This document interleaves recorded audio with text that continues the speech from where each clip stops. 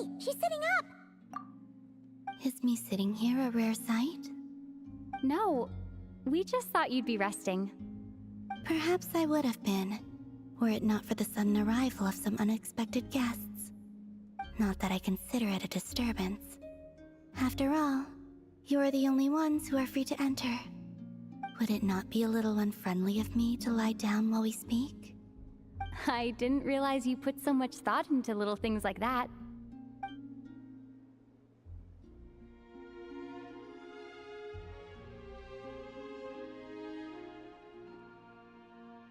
Only sometimes. There have been moments lately where I think about you and your companions. They are warm, mysterious, and cozy memories. Very few of my past memories are anything like that. They say that travelers return home bearing bags full of souvenirs. But my luggage was empty, and I believed it would stay that way. Return home? So, you're still planning on returning to the moon? Yes. This planet continues to reject me, reminding me that I do not belong here. If I remain in Teyvat, there will come a day that I disintegrate. And I don't mean reduced to dust, or turned into food for the flowers. I mean, I will cease to exist entirely. Alright then. Well, we're sure gonna miss you. But it sounds like we'll have to say goodbye. How do you intend to return? The moon prayer night is soon to arrive. On that day, the moon will be closest to Teyvat. The Kuvaki in this land will reach its peak at that time. I merely need to grasp the tide, and with relatively little effort. Oh, Paimon gets it! It'll work like a slingshot! You make it sound like she's gonna get blasted up to the moon. If I did that, I suspect I would crash into the false sky. I will be using a much gentler approach, but I do like the analogy. It's fun. You see? She gets Paimon's sense of humor. In the blink of an eye, the time has come to part ways. It does feel that way, doesn't it? Time seems to fly fastest when you are enjoying it. I have always thought of myself as a wanderer on this earth, and it has never expressed any desire to keep me here. Yet, just as I plan to depart, it tugs at my arm. Is this a gesture of affection? Or is the world mocking me? Oh. Were you hoping I can answer that? Yes. You are a traveler, so you must have a lot of experience in this area. Then, what I would say is, enjoy the moment. That's right! Don't overthink it! Happiness is happiness and joy is joy! The point is to enjoy it, not analyze it! I see.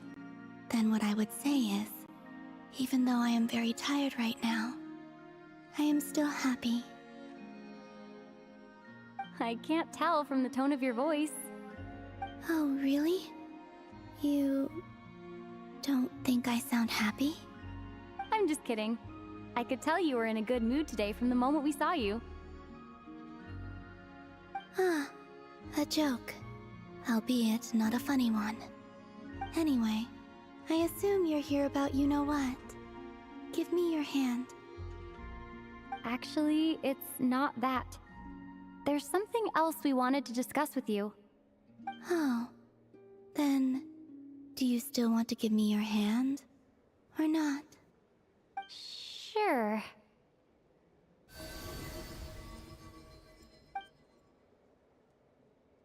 Thank you. So, I've heard that in the moon prayer nights of the past, people here would hold celebrations in the moon goddess's honor. Since you helped so much in our fight against the Reihir of Solnari, I think you deserve a farewell party before you return home. I haven't asked everyone else for their opinions on this yet, but I'd like to invite you to join the upcoming moon prayer night. I've never joined a moon prayer night before. I'm not sure what I would even do. Oh, don't worry about that. We take care of everything. All you need to do is show up. Of course, there's no need to force it if you're not feeling strong enough. It's just, this kind of felt like a golden opportunity. But they call me Kutar, and the Fatui have an arrest warrant out for me. I shouldn't appear in public right now.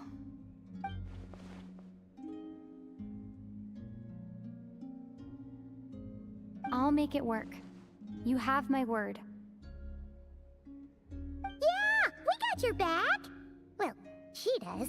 Paimon's actually not too sure what she's planning. All right, if you're sure. I will not refuse your invitation. I suppose it wouldn't hurt to pack a few more sights from this world into my suitcase before finally learning what my homeland looks like. Oh, if you see Lauma, please tell her that my answer to the question she asked me is neither yes nor no. Rather, it is, there is no need. That was kinda cryptic, but sure. Guess it's between the two of you. We'll pass along the message. Bye for now!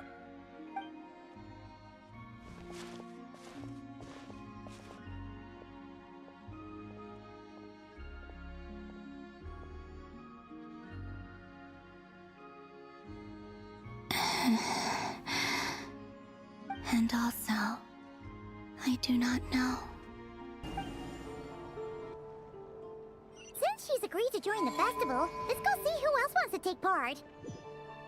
Lauma's gotta be the person most familiar with the Moon Prayer Night. We should start with her.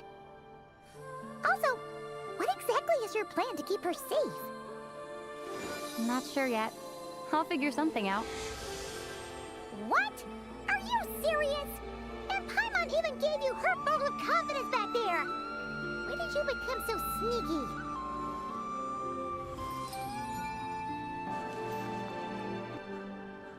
Hey, Llama! It's us! Huh? Varka? What are you doing here? Beats me. I had a bit too much to drink last night, and when I woke up, I was on Hisi Island.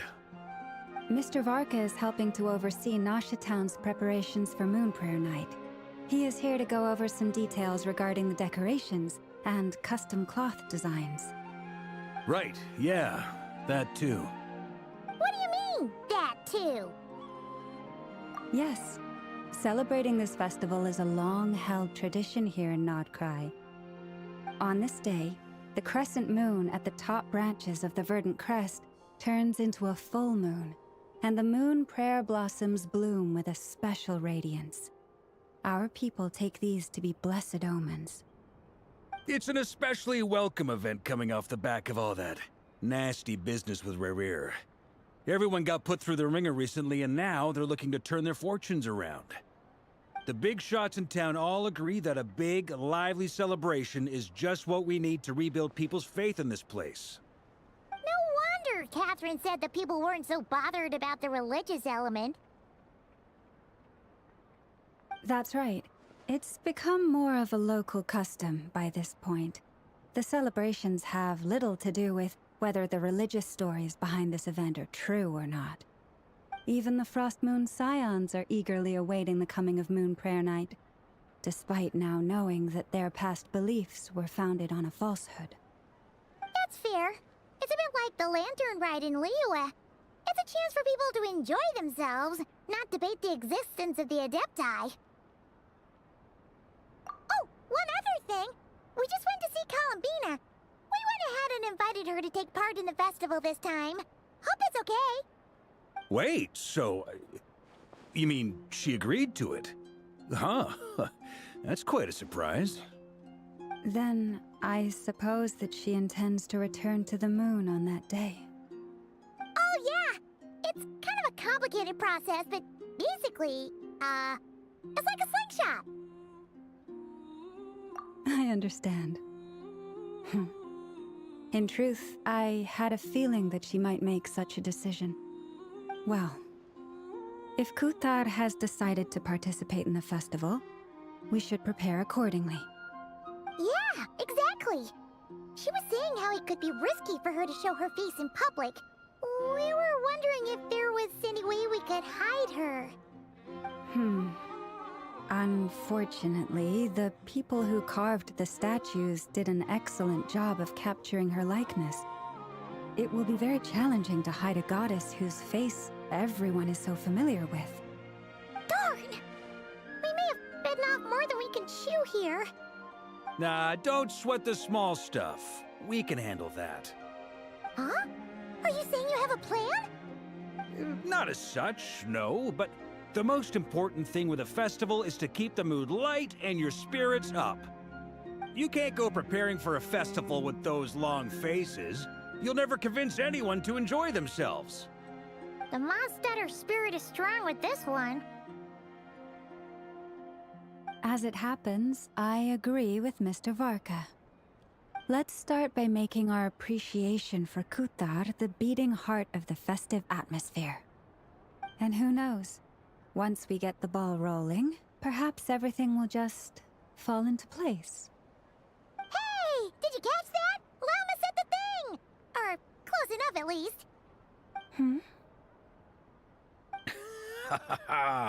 I'm looking forward to the Moon Prayer Night already. We have a festival in Mondstadt called Windbloom, and you can always tell which couples are celebrating it for their first time by the smiles on their faces. Big, beaming smiles like their whole face is glowing. And I have a feeling we'll get to see that same smile on the Moon Goddess's face at this festival. Not quite the same, surely. Anyway, I'll take care of business in the city, but I'll have to leave the decor up to you and the Frost Moon Scions. No one else can capture that traditional aesthetic quite like you guys. But lastly, there's the final key element that brings the festival to life. Companionship. Before you leave, let me show you something that we've been preparing. Mr. Varka had asked to see it already, so you may as well tag along. Also, I have some further questions about Kutar's decision. Huh? What's this? They sure look like they're having fun. I believe so. Kuhenki seem very skilled at playing drums like these, although I'm not sure where they learned it from. Maybe it's an innate talent? In their eyes, they're probably just playing with toys.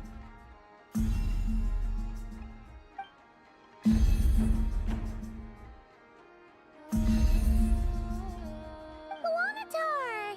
You wanna play too?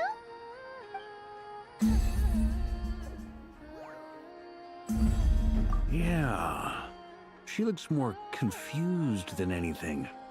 Maybe we can teach her next time if we get the chance.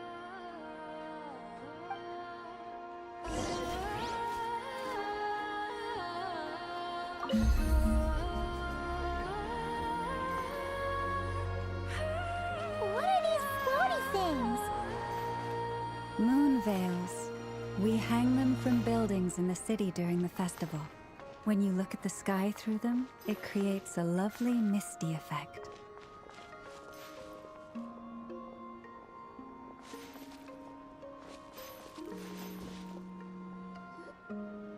Everyone seems hard at work. They are preparing items for Moon Prayer Night. For instance, the sculpture being made over here, Mr. Varka and I were just finalizing the details of where it will be placed. Ah, there she is. I didn't know the finished article would be so large. Not to worry, though. All the necessary arrangements have been made. Just let me know once it's ready, and I'll get some people to ship it over. You have my thanks. And over here, we are preparing a very traditional confection. Oh, look at all these colors! It looks great! Can Paimon try one? Of course. I have a feeling you'll like it a lot. You bet! Sweets and treats are Paimon's favorite! If you included those in the Feast of the Moon, I bet Paimon would have joined the Frost Moon Scions by now. There will also be verdant crests like this present in Nasha Town during the festival. The timing of Moon Prayer Night is not completely set in advance. We make a rough estimate, then observe the changes in the verdant crests and moon prayer blossoms to guide us. As such, the wait itself is a fun feature of this particular festival.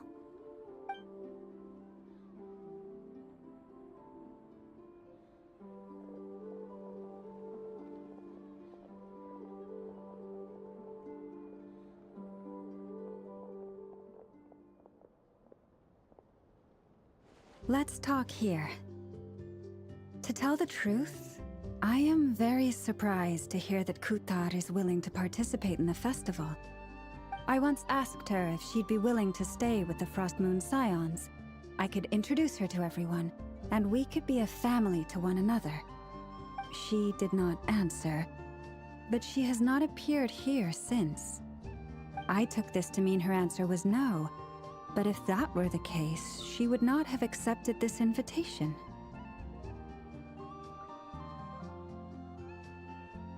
Ah. I see. Maybe she is right. Maybe the Frost Moon Scions of today no longer need a moon goddess. But my wish was not for her to come here and be worshipped as a deity. I simply wanted to offer her a place to stay. I'm sure she believes that showing herself here might invite Fatui intervention, and as such, she does not wish to cause us trouble. But what really pains me about all this is that this is her birthplace.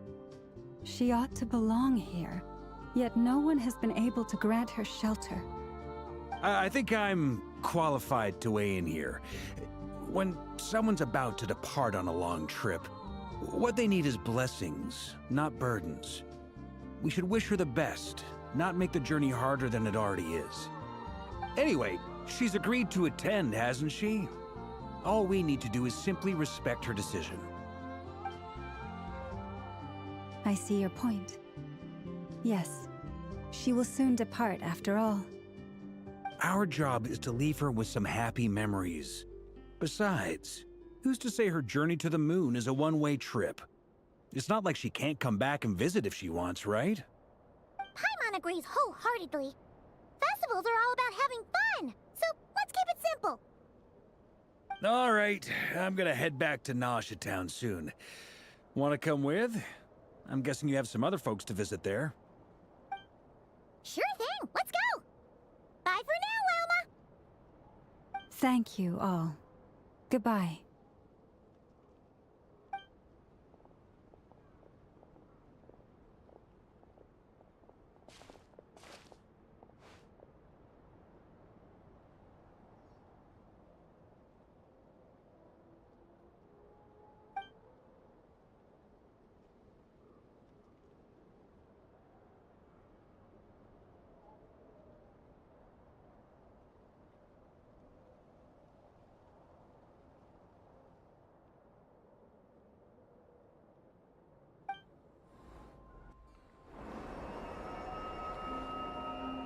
Huh? Hey, over there! It's Durin and Albedo with Flints! What could they be chatting about?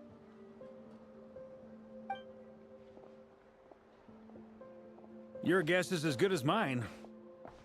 Ah, Grand Master, and the Traveler and Paimon. Hello there. It's been a while.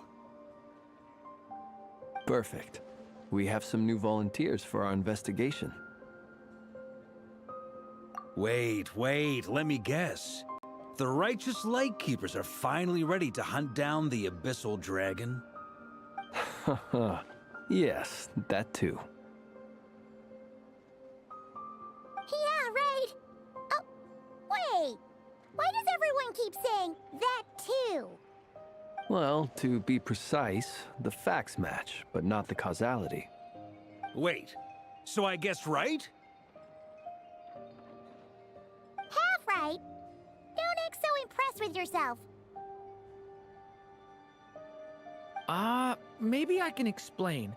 we ran into Mr. Flint's north of Nasha Town. At that time, we just noticed a few abyssal creatures out in the wild, but the strange thing was, I didn't detect any traces of abyssal energy on them at all.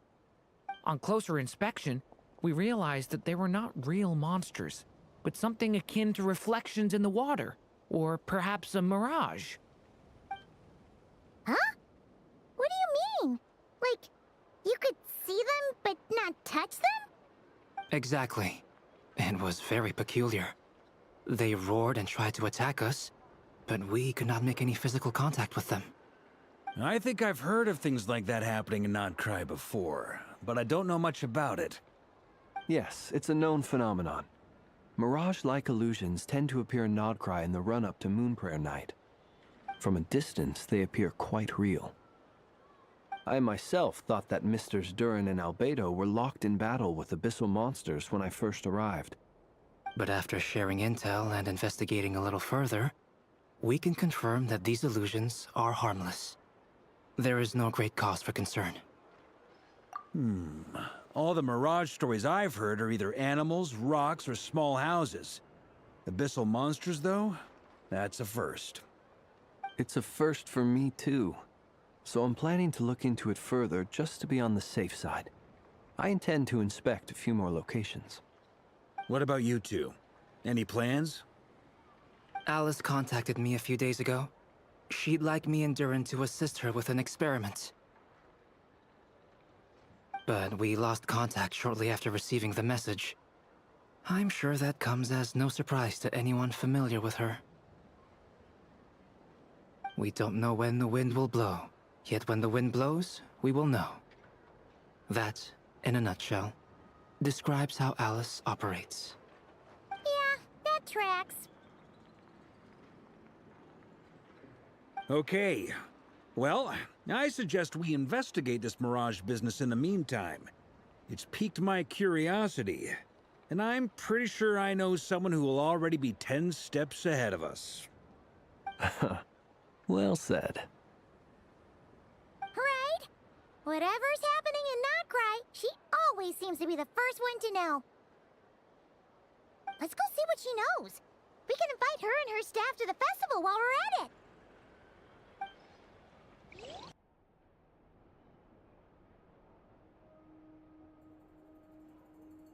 You're right, I have noticed. There's certainly something a little fishy about this situation. Only a little, though. Records indicate that this phenomenon can occur in the days before and following Moon Prayer Night. That said, it has always been a rare sight in the past. The odds of encountering these phantoms are similar to looking up in the night sky, happening to see a shooting star, and managing to make a wish before it disappears. But this time, either everyone's getting lucky, or they're appearing far more frequently than usual. Yehoda's out gathering intel as we speak. In the meantime, let me check off some points of interest. First, the Abyss. The ones we saw seem to be abyssal monsters. Indeed.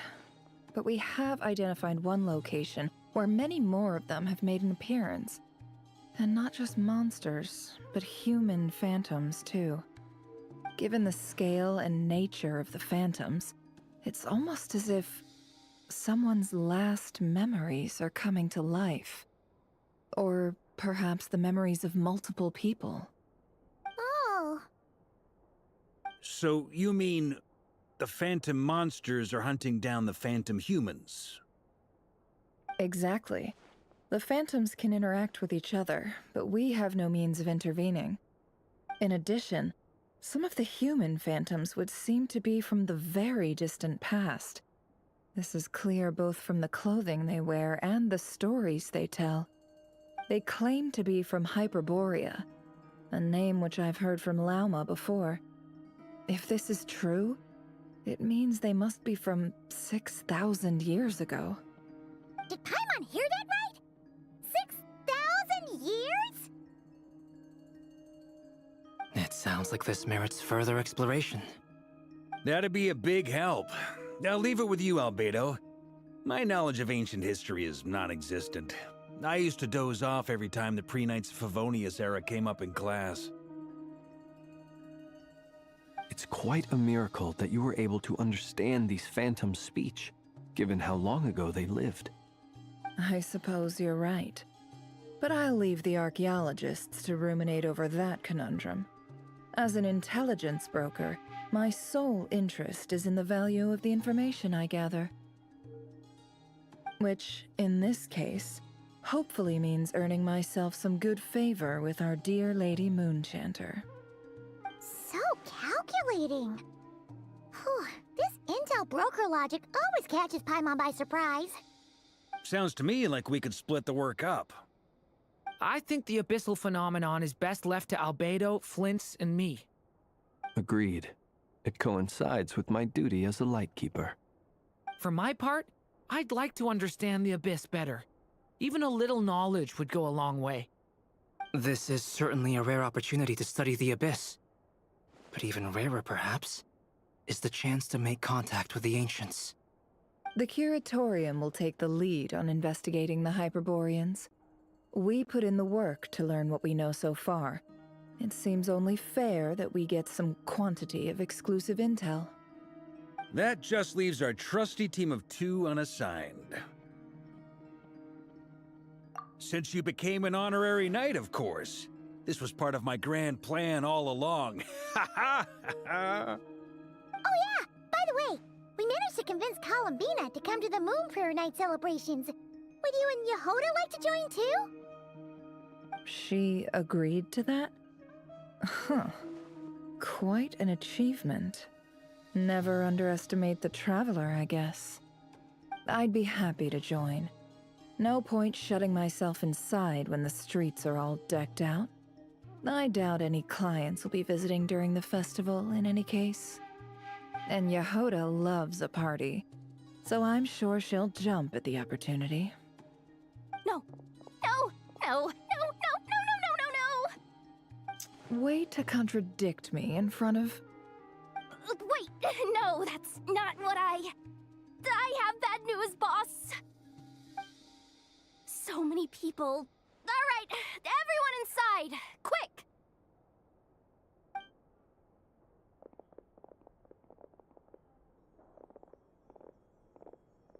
This is gonna sound crazy, but hear me out. I saw one of those phantoms at Star Sand Shoal, and it was some sort of flying ship. Like a spaceship?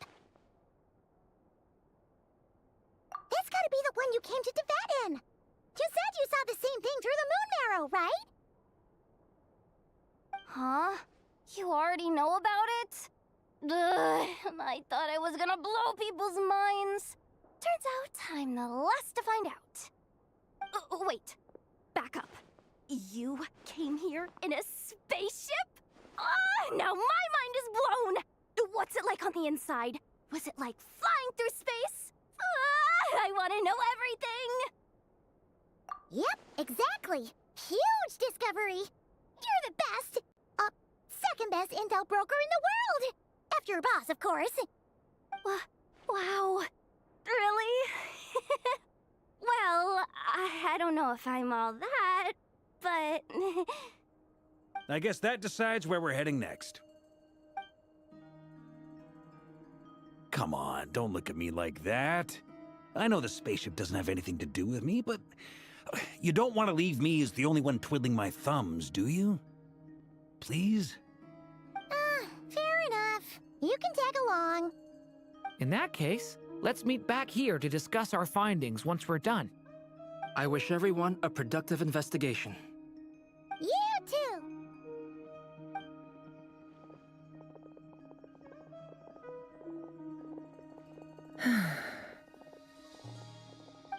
What's up, boss?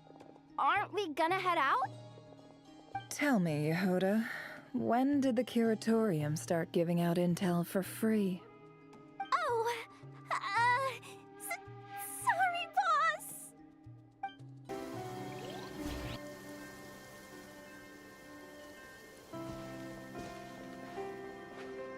Well, what do you know? Yehoda was right on the money. This Phantom really is your spaceship. But that's so weird. Why would it show up here? Is it some kind of projection? Or a ghost? Like, maybe it no longer exists, but somehow it left an afterimage? Ah, you're already here. Miss Lauma, what a surprise. I thought you were busy with festival preparations.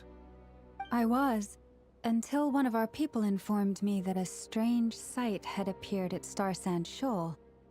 No one's ever seen something quite like this before. I thought I should see it for myself. Same here. Oh, so we heard that these things appear around the festival period. Any idea why that is? Unfortunately not. We have very limited information about them, since they can't be interacted with. And no human phantoms have ever made an appearance before now. The most we've been able to deduce is that these sightings appear to be connected to the increase in Kuvaki energy around this time. Yeah, seems like that's all we can do. This is all so confusing. Allow me to lend you a hand.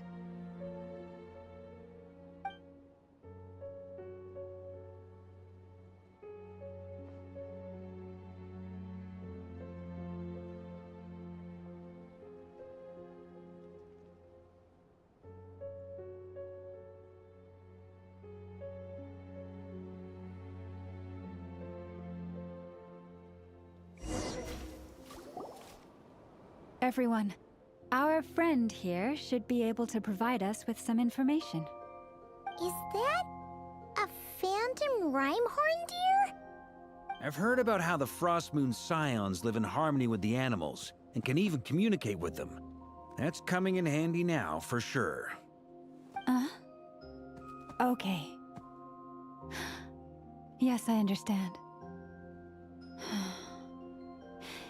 Then how about this?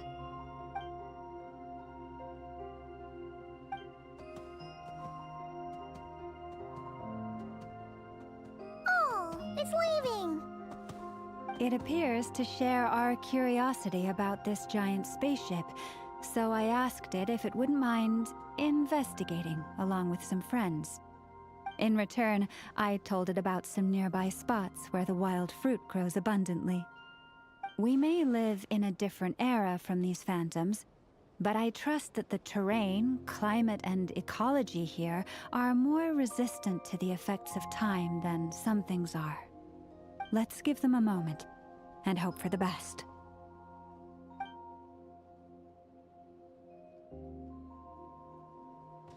All back together? Must have been a lot of fruit. Indeed. Now let me ask them some questions.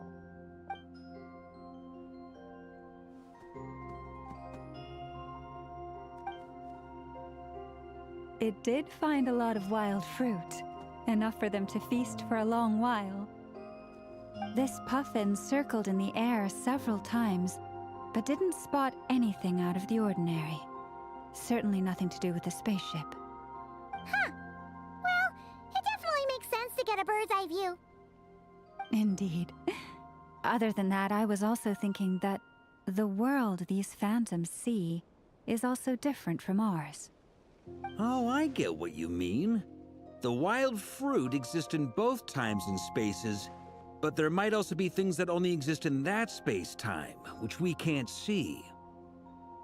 Good point. Great thinking, Lauma. Blunthorn rhinos can use Kuvaki to shift great rocks, but this one says it couldn't get that ship to budge by even an inch. The sniffer mole tried too, but despite being a skilled digger, it could not get through. They say that the spaceship looks robust and undamaged. It seems completely impervious to any and all attacks. Whatever lies within is well defended from harm. So, just like us humans, there was nothing they could do about this spaceship either. Yes, still, they deserve our thanks. We are grateful for all your efforts, dear friends. Now go, and enjoy your feast. I've noticed some other human phantoms gathered nearby. Come on, let's go talk to them. What is this thing? I've never seen it move, and there's no way to get inside. Goodness knows. My grandpa says it's been sitting here at least since his grandpa was still alive. What about his grandpa? Did he say anything to your grandpa's grandpa about it? Huh? I don't know. In all likelihood, it was here back then, too.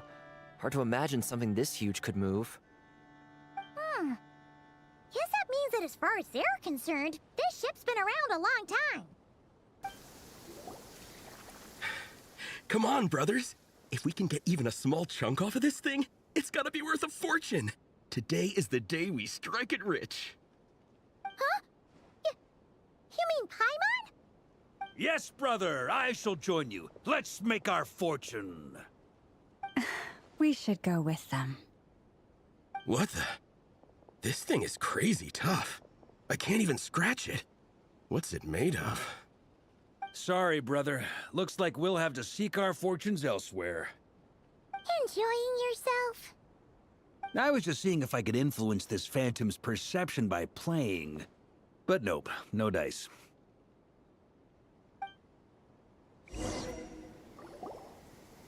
I'm sure we're all starting to build up an idea of what's going on here now that we've spoken to some of the people. These phantoms are reenacting real historical events in Nod-Krai. It's almost like we're in some kind of interactive stage play. We can talk to the actors, but the plot is fixed, and we can't influence it. It makes sense. History is set in stone. The objective facts of the past cannot be changed. Paimon totally thought you were just goofing around earlier.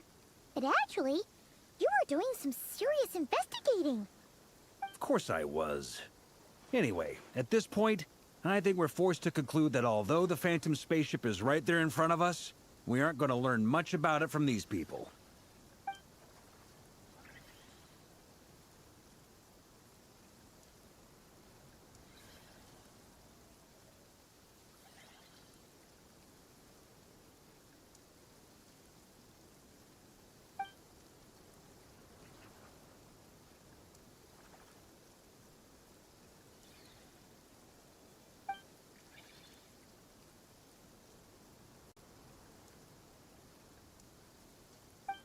Don't be discouraged.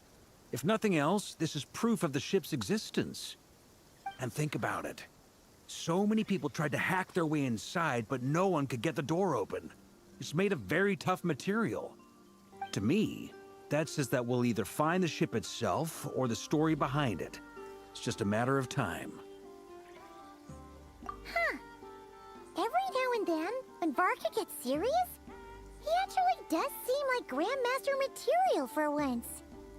I wonder how the others are doing. Let's head back for now. Sounds good. Also, drinks are on me if Team Knights of Favonius is the first to finish.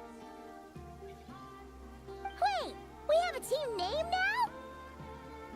Am I in Team Knights of Favonius as well? You're very welcome to join. We've even got a cathedral ready for you. Isn't that technically blasphemy? You wouldn't dare make a joke like that if Barbados was in earshot. Nah, I'm sure Barbados doesn't mind a little harmless blasphemy once in a while.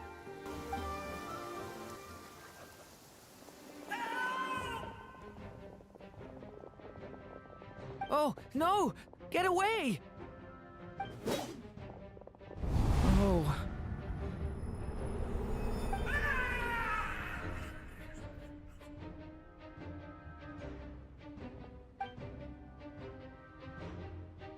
I know it's hard to stomach, Mr. Duran. But as I'm sure you've noticed, there is nothing we can do to intervene in that which unfolds before us. But we have to at least try. And try you have. But are you aware of how many unsuccessful attempts you've made now? I wasn't keeping count. I'm afraid this is the 39th failure so far. Or the 5th if we're only counting this particular victim. There are no indications that these phantoms may be altered in any way. You seem to have calmed down a little. I'll make us a fire. You should rest and have some water. Feeling any better now, Mr. Durin?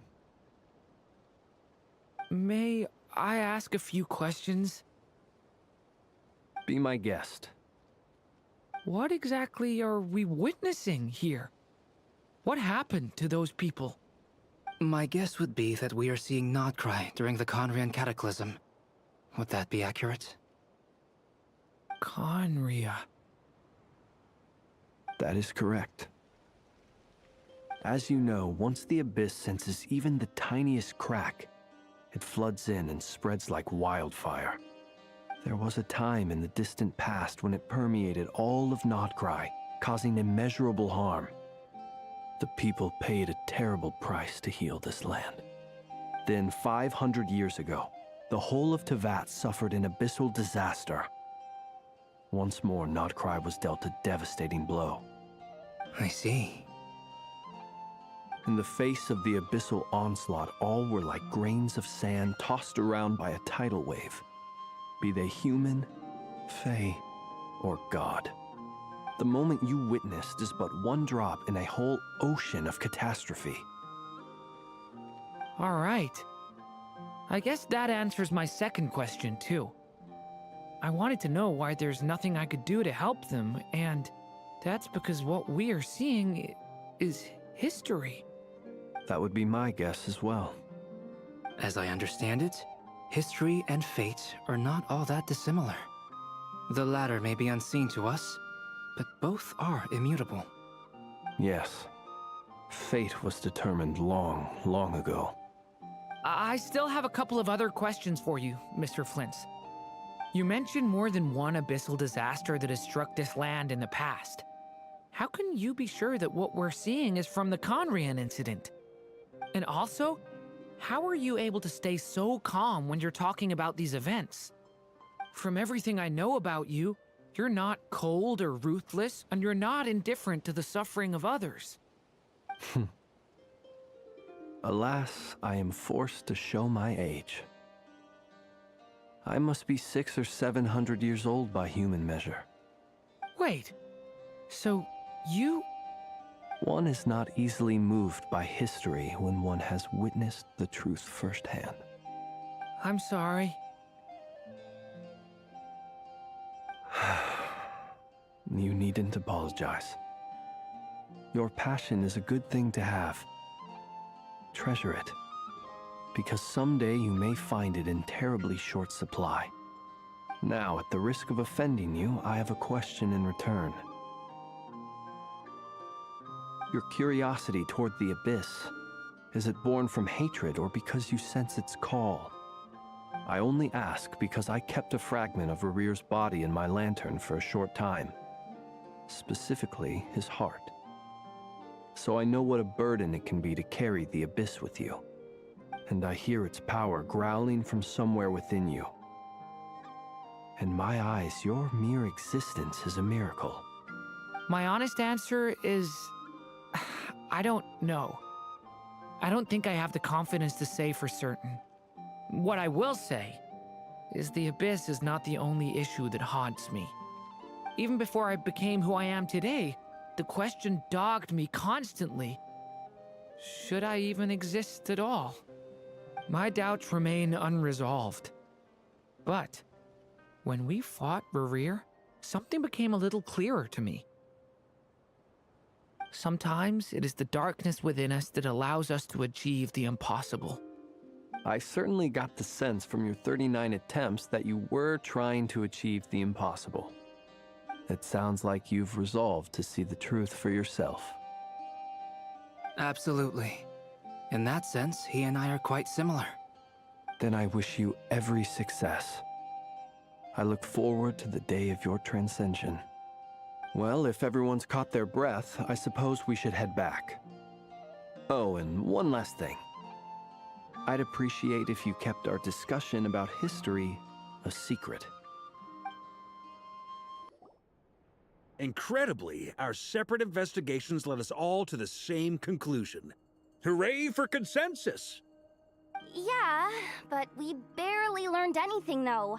I totally thought this would be the mother lode. Talking with the ancients? I mean, come on! But nope. All we got was useless snippets of conversation. And all this stuff about moons and hyperopia. What a load of baloney. Seems like people back then had a few screws loose. I understand your frustration. We found the same issue. Each phantom only showed a very brief moment in time. There isn't much value to be found in these miscellaneous fragments of a civilization's history, no matter how glorious it may have been. If there's a silver lining, it's that these phantoms are harmless to the present reality. They shouldn't get in the way of the festivities. Paimon agrees. And not just because it's the first thing she understood in this whole conversation. You look disappointed, Nefer. Is something the matter? What do you think? We all worked our tails off, but the only one to gain anything from it was you, Lady Moonjanter. Well, please do share the Hyperborean records with me. I will gladly inscribe them in our people's documents. Oh, duh! Yeah!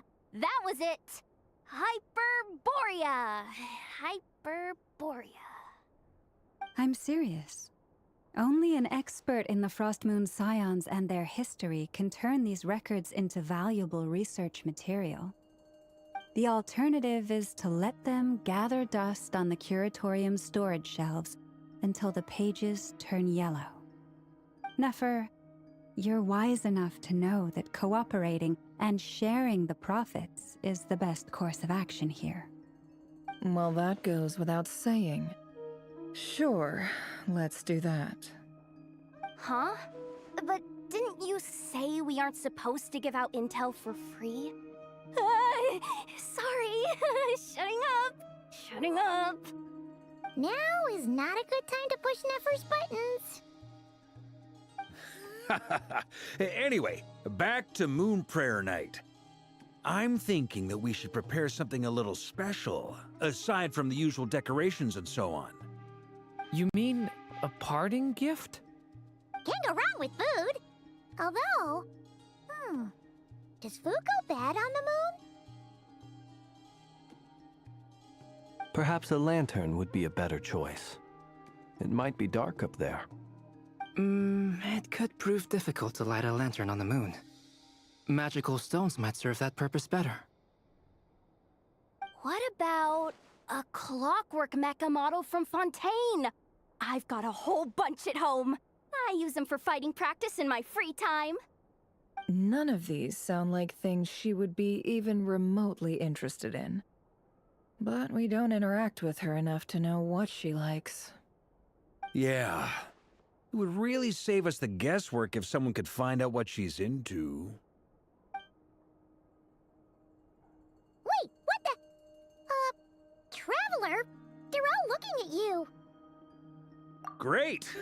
Haha, problem solved. Now, I need to stop by Dory's. Gonna need her help sourcing a bunch of stuff for the festival. Then let's leave it there for now. We all have our own business to attend to. Traveler, if you find out what Kutar likes, let us know right away.